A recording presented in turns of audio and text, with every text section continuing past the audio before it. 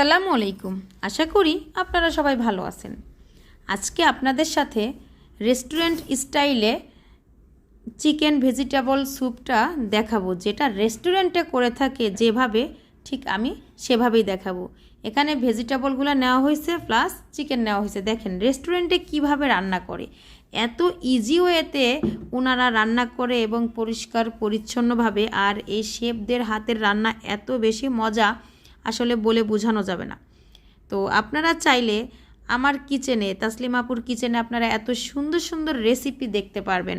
সেই রেসিপিগুলো দেখতে হলে শুরুতে অবশ্যই একটা লাইক এবং কমেন্ট দিতে হবে। আর সহজ এবং ইজি রেসিপিগুলো আমি আপনাদের সাথে শেয়ার করব।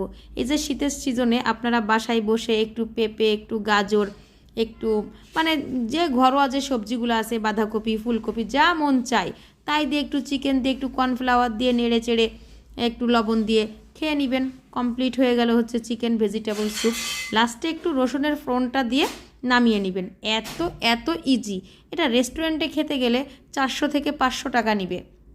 তো সেটা যদি আমরা ইজিভাবে বাসায় তৈরি করে খেতে পারি, তাহলে কেন রেস্টুরেন্টে যাব, তাই না? রেস্টুরেন্টে তো অবশ্যই যেতে হবে মাঝে মধ্যেই, কিন্তু আপনারা চাইলে এভাবে বাসায়ও খেতে পারেন। তাই দেখেন মাশাল্লাহ, মানে এটা হেলদি একটা স্যুপ, আপনারা এভাবে খেতে পারেন।